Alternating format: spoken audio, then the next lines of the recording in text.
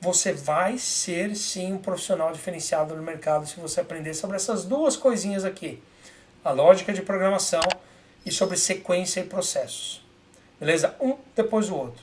Primeira lógica de programação, e eu vou falar aqui sobre os elementos da lógica de programação para que você entenda o que é a lógica de programação, e a sequência e processos a gente vai aprender, inclusive, em breve eu já estou com a minha aula de introdução a processos pronta, vou passar de graça também na internet, me segue lá no Instagram, que lá eu vou passar essa aula ao vivo para vocês, assim como eu estou fazendo essa daqui. Então aqui a gente já entendeu o que a gente precisa pensar para agir no problema. Beleza, então qual é a solução?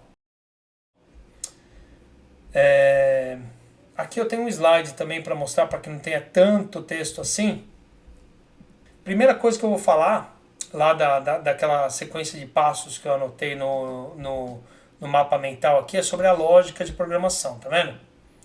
Dentro da lógica de programação você vai entender sobre a estrutura da programação, que independe da linguagem de programação. De novo, isso é muito importante você saber que quando você aprende sobre lógica de programação, você não aprende sobre uma linguagem melhor, você aprende como você vai solucionar problemas através de um processo por narrativa, criação de pseudocódigo, variáveis, operações e comparações matemáticas. E eu costumo falar para as pessoas, não se assustem com a matemática, porque não é que você precisa ser um mestre na matemática ou uma mestre na matemática para entender sobre a lógica de programação ou sobre programação. Mas a matemática traz aí umas sequências, umas regras que a gente usa muito na programação por ser uma linguagem exata. Tá? A gente está falando com o computador e o computador é uma máquina burra, então a gente tem que estar à frente disso aí. Vamos falar sobre funções, vamos falar sobre classes e objetos, escopo, a gente vai falar sobre verdadeiro e falso, que é um conceito super importante em programação, inclusive em Excel. A gente vai falar sobre comparação C, lembra que eu comentei sobre a comparação lá no começo, ou um tempinho atrás? A gente vai falar sobre a comparação lógica e ou, concatenação, e a gente vai falar sobre coleção. Array, coleção e lista é a mesma coisa. Por último, a gente vai falar sobre laço de repetição dentro da lógica, beleza? Quando você aprende sobre a lógica de programação, você vai usar esses elementos em qualquer linguagem de programação. Com isso na cabeça, a única coisa que você tem que aprender depois é, aí sim, a linguagem de programação, porque você vai aprender como você vai fazer uma comparação C em Java, que é bem diferente de C#, que é bem diferente de Visual Basic.NET, por exemplo. Quando você entende sobre funções, classes e objetos, dependendo da linguagem de programação, você vai aplicar isso de uma forma diferente. Porém, porque a linguagem, a sintaxe da linguagem que você aprender vai ser diferente uma da outra. Por isso que são linguagens distintas e diferentes. Mas quando você aprende sobre a lógica, você vai aplicar qualquer linguagem de programação na lógica. Por isso que é muito importante. Beleza? Espero que tenha dado para entender qual é a importância da lógica de programação, porque esse realmente é o pulo do gato. Depois a gente vai falar, depois da lógica de programação, você vai definir qual o processo e a experiência do usuário. Geralmente, em uma equipe de programação, você vai ter a pessoa responsável pela análise de sistemas. Muitas vezes, a pessoa responsável pela análise de sistemas pode ser o mesmo programador. Tá? No meu caso, eu fui programador, analista de sistemas e tester por muito tempo. Por isso que eu aprendi como eu pude sair daí e ser um gerente de projetos e também trabalhar com bastante processos. Beleza? Então você vai definir qual que é o processo, a experiência do usuário, ou vai ter um analista de sistemas que vai pegar qual que é o processo de negócio e vai traduzir isso para um processo técnico.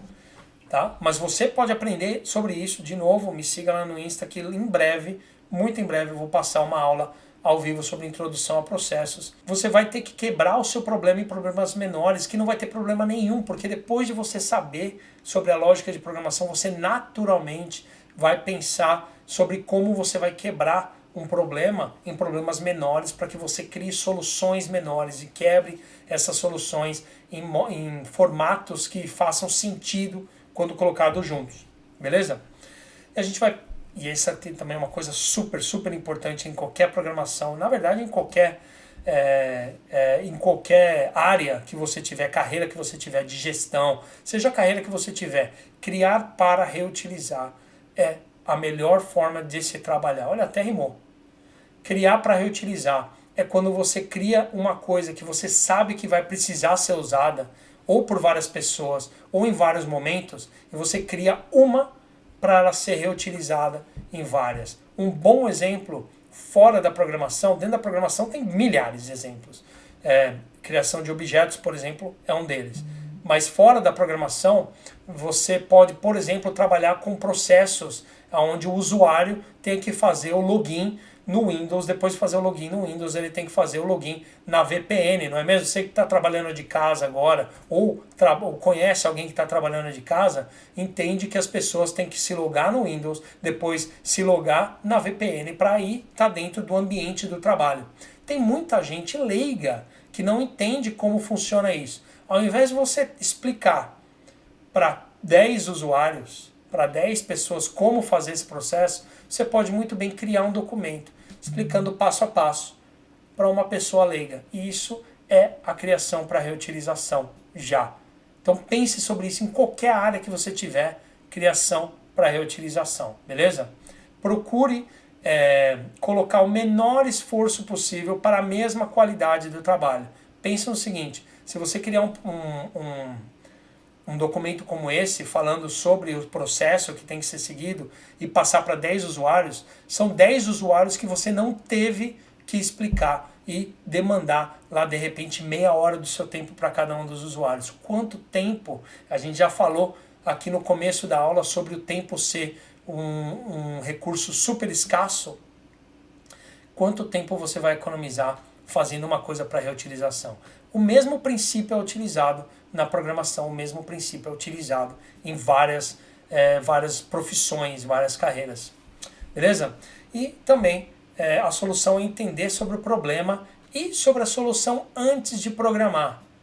Meu amigo, minha amiga, se você tem só o problema na sua frente e você começa a programar, sem antes saber qual é a solução, qual é o objetivo que você está tentando atingir, eu já te garanto desde já que o seu código não vai ser bem utilizado, vai ser um cocô.